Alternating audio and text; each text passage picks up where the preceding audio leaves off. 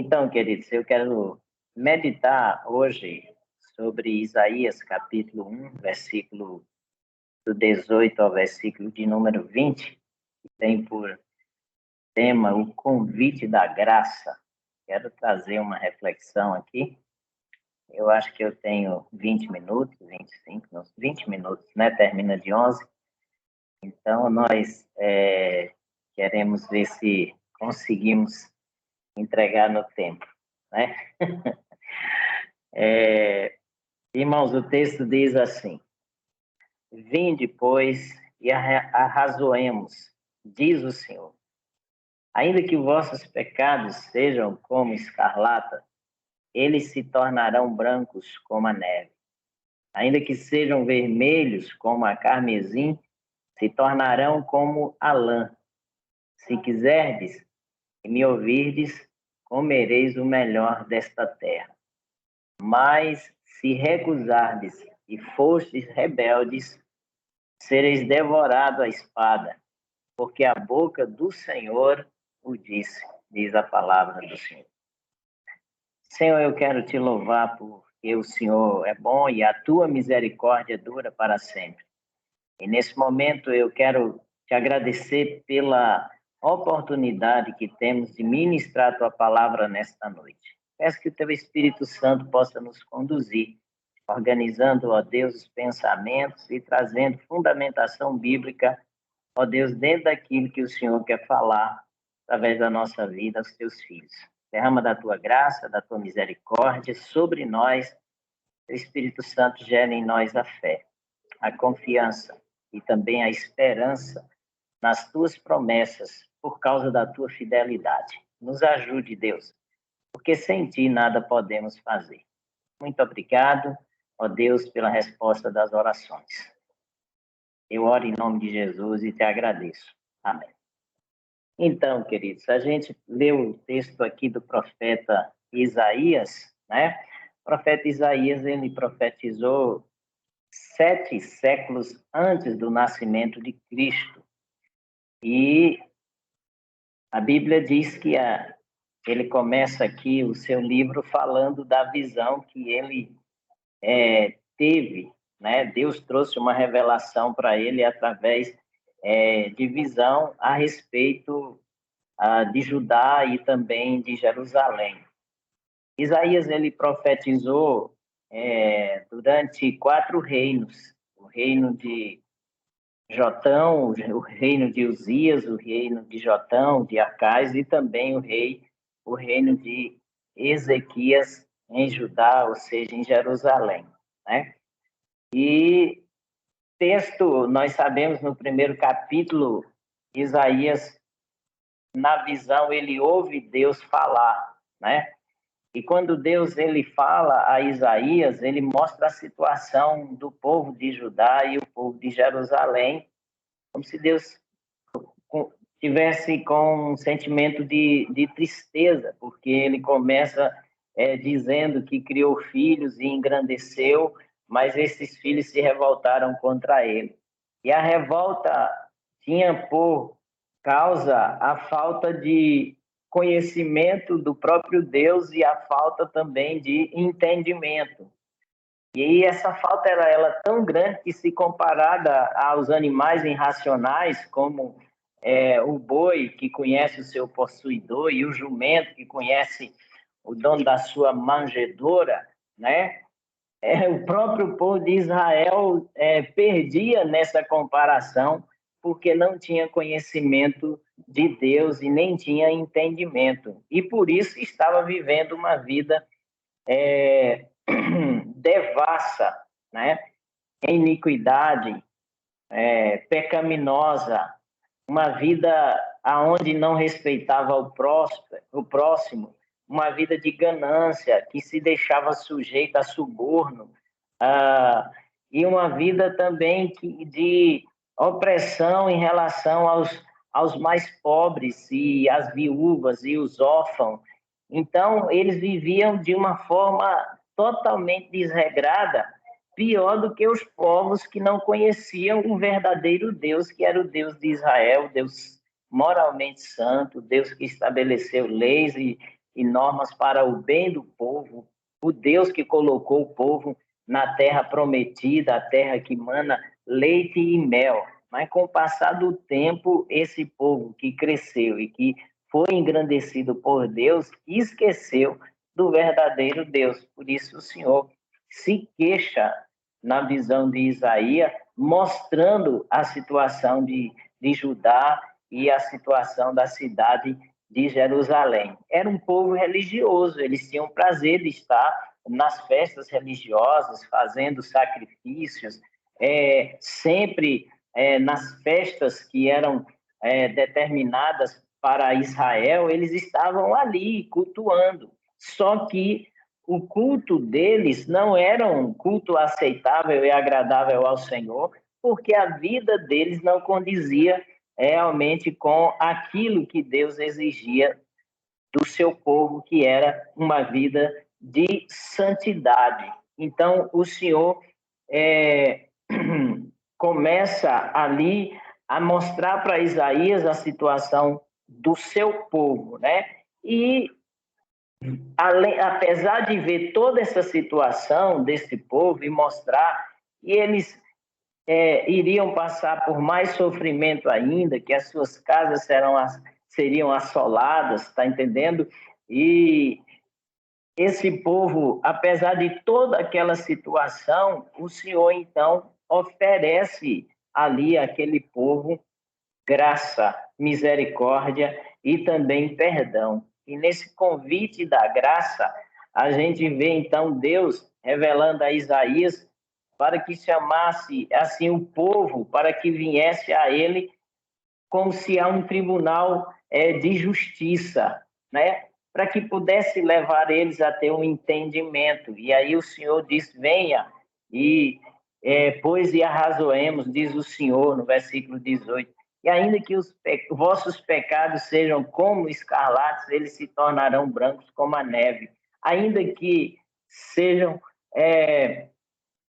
vermelho como o carmesim, se tornarão como a branca lã. Então, o convite da graça mostra um Deus misericordioso, que, apesar do pecado do seu povo, é um Deus que está disposto a perdoar, a restaurar e a trazer o seu povo de volta ao conhecimento e à sobriedade. Por isso, a importância de nós atentarmos para esse convite, né? E atentarmos para a situação de Israel. A primeira coisa que a gente precisa atentar é que, quando nós perdemos o conhecimento de Deus, nós somos, então, levados a andar de forma contrária à vontade de Deus, mesmo estando com nossa vida religiosa em dias, digamos assim. Existe muita gente que está prestando culto a Deus, mas não está com a vida no altar de Deus, né? E termina se enganando. Por quê? Porque acha que os seus cultos, seus louvores e as suas orações estão sendo recebidas por Deus. Davi diz no Salmo 66, se eu no meu coração contemplar o pecado, o Senhor não me teria ouvido. Por isso, queridos, a palavra de Deus nos mostra que, como servos de Deus, todas as vezes que nós entramos na presença do Senhor, nós precisamos fazer uma oração de autoavaliação, reconhecendo aonde nós temos falhado, aonde nós temos pecado, e confessarmos diante de Deus ali os nossos pecados, para que o Senhor possa nos purificar e Ele possa receber o nosso culto, o nosso louvor, a nossa adoração, né? Porque mesmo sendo restaurado e redimido por Jesus Cristo, nosso Senhor, nós habitamos no mundo de pecado e nós pecamos por palavra, por pensamentos e por atitudes, né? Davi, ele também nos ensina no Salmo 39, que nós precisamos fazer uma avaliação. Ele declara diante de Deus, vê se há em mim algum caminho mau, Senhor. Então, ele está pedindo ao Senhor para que pudesse avaliar e mostrar para ele. Por quê? Porque Davi sabia que estava diante de um Deus que era misericordioso. O fato de Israel ter falhado diante de Deus, porque lhe faltou conhecimento de Deus e lhe faltou também entendimento. O que é que isso quer dizer, queridos? Por que que um povo de Deus pode viver sem conhecimento de Deus? Porque quando o povo deixa de buscar a palavra de Deus, ele então passa a não ter o conhecimento de Deus. O Deus que nós servimos é um Deus que se revela, e ele se revela na natureza, mostrando ali a sua existência. Ele se revela através do povo de Israel, porque foi o povo que teve realmente a experiência com esse Deus, porque Deus o formou de um só, através de Abraão, ele formou a nação de Israel para que essa nação fosse uma propriedade particular dele. Deus se revela também através de Jesus Cristo, e foi através de Jesus que nós chegamos ao conhecimento desse Deus. E esse conhecimento veio através das Escrituras Sagradas. Por isso, o povo de Deus, nós servos do Senhor, precisamos estar cada vez mais buscando conhecer a Deus na realidade como Ele é. E as Escrituras revelam quem Deus é. Deus, Ele é poderoso, né? O El Shaddai, Ele é onisciente, Ele está em todos os lugares, Ele é onipresente, né? E Ele é onipotente, como nós já falamos. Isso fala dos atributos naturais de Deus. Só Ele tem esses atributos. Mas tem os atributos morais, que são atributos comunicáveis, que nos levam a conhecer o coração de Deus. A Bíblia diz que Deus é bom, que Deus é fiel, que Deus é misericordioso, que Deus é amor. A Bíblia diz que Deus é justo e que Deus é santo, que Ele é benigno. Então, conhecendo essas características de Deus, nós também vamos conhecer pela palavra de Deus, que diz: assim como é santo aquele que vos chamou, sede vós também santo em toda a vossa maneira de viver. E a partir daí é que Deus realmente vai conceder o melhor para as nossas vidas nesse mundo em que nós vivemos. E era isso que Deus estava oferecendo a Israel. Ele o trouxe para uma terra que manava leite e mel. E ali, queridos, por causa da desobediência, eles estavam correndo o risco de perder esta bênção, porque havia esquecido de buscar mais o conhecimento de Deus, de transferir esse conhecimento para os seus filhos, para que os seus filhos pudessem passar para os outros filhos e chegasse então a todas as gerações. Porém, o povo de Israel falhou nessa área. E ali, queridos, por eles terem falhado 700 anos ali antes de Cristo, o Senhor então chama a atenção daquele povo, porque o Senhor já não mais suportava os seus pecados. E com um ar de tristeza, o Senhor revela para Isaías, porque aquele povo estava vivendo sem entendimento, estava fazendo tudo o que era contrário à lei do Senhor. Isso também nos faz, queridos, aprender de que se eu e você não transmitir o conhecimento que nós temos de Deus para a nossa geração, especialmente para os nossos de dentro de casa, corre-se um grande risco das gerações futuras também não servirem ao Senhor por falta realmente de conhecimento e também de entendimento. Há uma promessa de Deus para mim e para a minha casa, né? Como nós vemos, então, a promessa de Deus através de Josué, quando ele diz: eu e a minha casa serviremos ao Senhor. Ele, então, insistiu em estar demonstrando que Deus era prioridade na sua casa e na sua família. Há uma promessa de Deus no Novo Testamento para a nossa casa, quando ali o apóstolo Paulo, falando ao centurião que se converte, perguntando: o que eu devo fazer, senhores, para ser salvo? E o apóstolo Paulo diz: crer no Senhor Jesus e será salvo tu e a tua casa. Então, queridos, quando nós ouvimos estas palavras e colocamos elas em práticas e ensinamos dentro da nossa casa, a promessa de Deus tem uma grande probabilidade de se cumprir. Mas se nós negligenciarmos o conhecimento, o entendimento e a transferência desse conhecimento de Deus para as gerações futuras, para os nossos descendentes, nós corremos o risco de não vê-los no céu.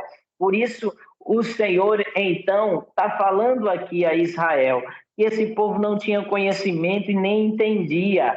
O boi e o jumento conheciam seus donos, mas Israel não conhecia o Deus que o havia criado, o Deus que havia protegido, guardado e levado para aquela terra prometida. E agora, por causa dos seus pecados, eles estavam correndo o risco de ser tirados daquela terra, né? E por causa da iniquidade. Mas o Senhor, ele oferece ali a graça da restauração para que o mal não viesse sobre a vida do seu povo. Todas as vezes que nós, servos de Deus, estamos vivendo em situações de risco, de desobediência, em pecado e em iniquidade, antes de Deus trazer a disciplina e a correção, ele traz, primeiro, a revelação de como eu e você estamos vivendo, e segundo, ele traz uma lembrança da promessa para que a gente se volte para ele e abandone o pecado antes que o mal chegue.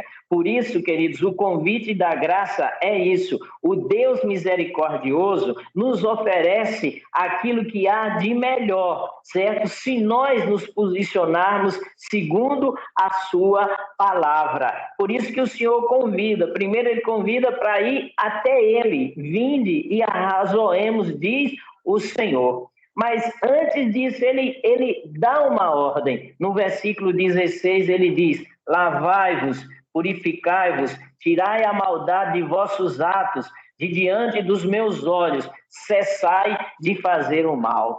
O profeta, ele recebeu aquela revelação para que ele pudesse falar ao povo de Judá, falar ao povo de Jerusalém, que o tipo de vida que eles estavam vivendo não agradavam a Deus. Agora Deus estava convidando que eles voltassem para o Senhor, né? Que eles se lavassem e fossem purificados, para que a maldade deles fosse tirada diante dos olhos do Senhor. Um Deus misericordioso é o Deus que revela o nosso pecado, mas também revela o caminho da libertação, da cura, o caminho da purificação, queridos. Por isso, nós precisamos estar atentos nesses tempos tão difíceis, aonde o amor de muito tem se esfriado. Nesse tempo tão difícil, aonde as pessoas estão brincando de serem crentes. Nesse tempo tão difícil, aonde a gente não vê que as pessoas estão buscando conhecer a Deus mais através da sua palavra e estão vivendo uma vida cristã dividida, né?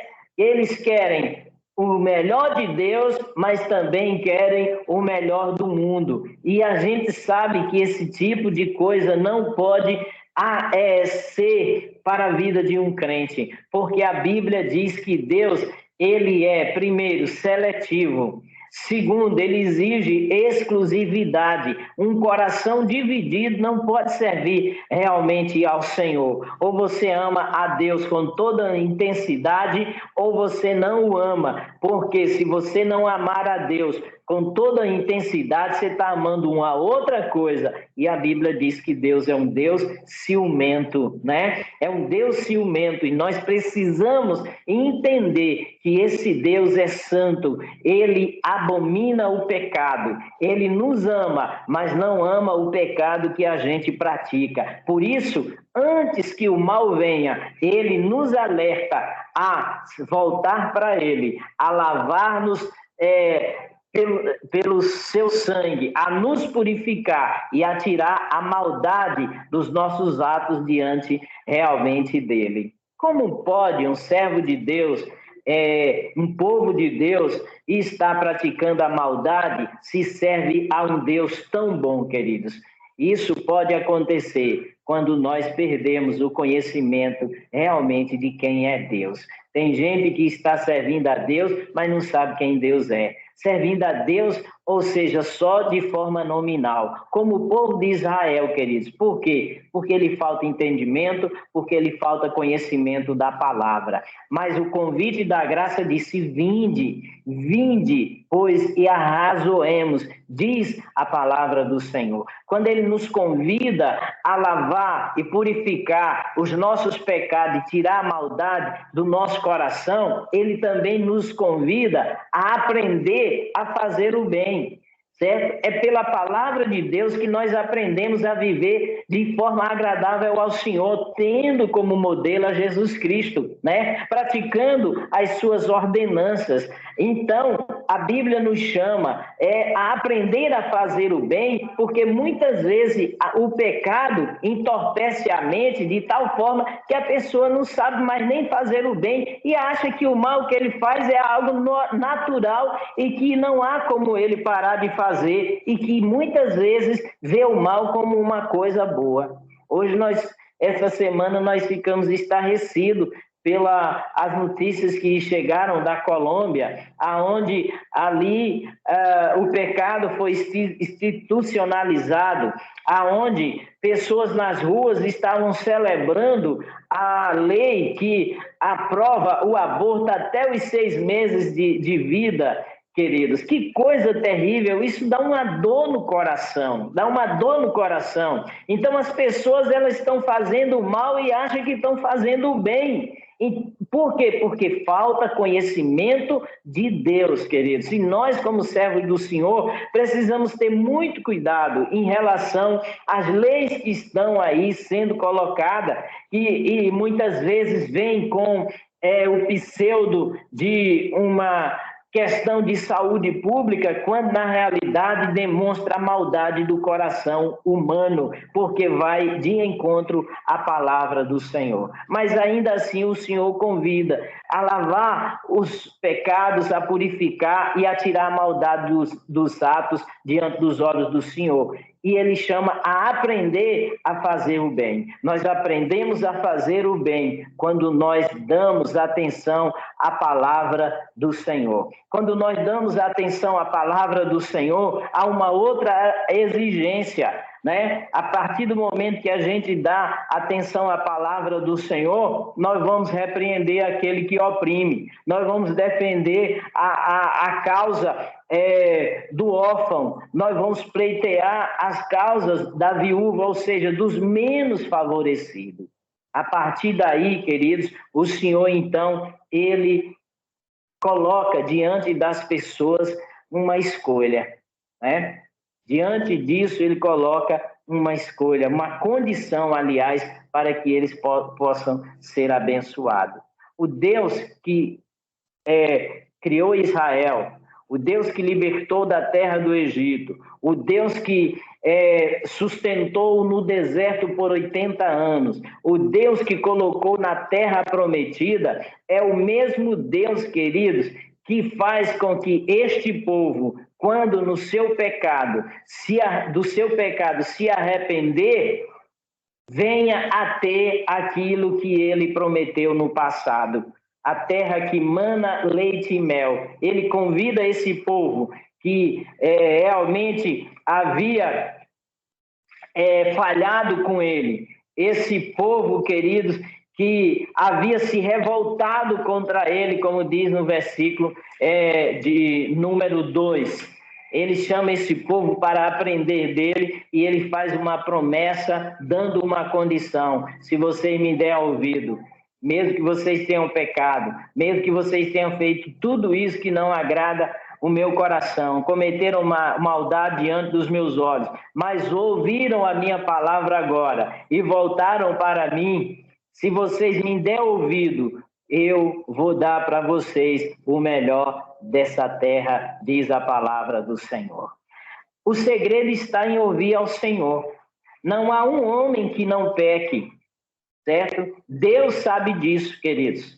Mas esse homem, se ele se voltar para Deus, se ele der ouvido a palavra de Deus e se voltar para o Senhor, abandonando seus pecados, ele vai então receber a purificação através do sangue de Jesus, o perdão dos pecados, e ele vai ter, queridos, ali a possibilidade de receber o melhor de Deus e comer o melhor dessa terra. A condição é essa: dar ouvido a Deus, obedecer a sua palavra e andar em comunhão com Ele. Aí nós vamos ter condições de comer o melhor dessa terra. Sabe por quê? Porque quem provê para todas as criaturas é Deus. A Bíblia diz que o homem não pode receber coisa alguma se do céu não lhe for dado. O céu é a fonte, a condição é a obediência. A terra o Senhor nos deu aos filhos dos homens, e Ele deu, então, ali todas as coisas para produzir o bem para a vida do homem. Mas a condição é essa: se quiserdes e me ouvirdes, comereis o melhor dessa terra. Queridos, Deus quer muito abençoar a mim e a você.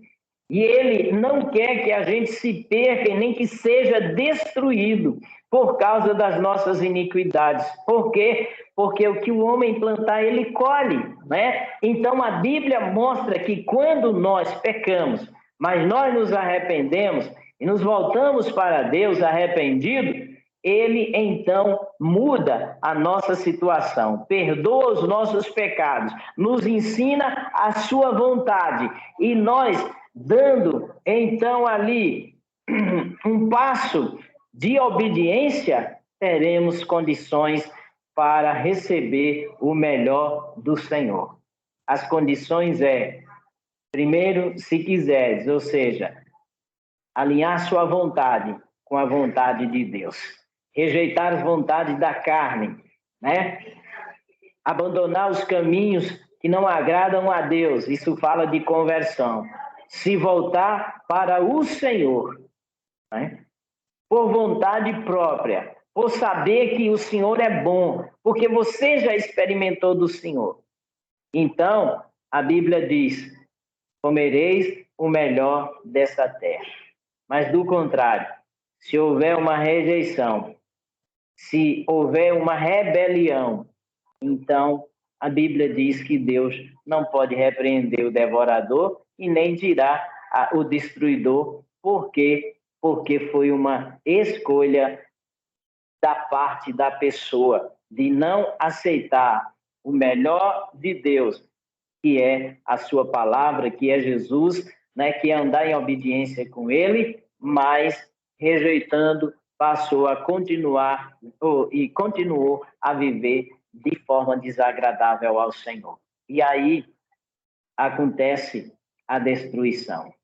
Israel não deu ouvido ao profeta Isaías, a revelação que Deus trouxe através do profeta. E qual foi o resultado de tudo isso? Israel foi levado para o cativeiro babilônico. Suas terras foram devastadas, suas casas foram destruídas. Por quê?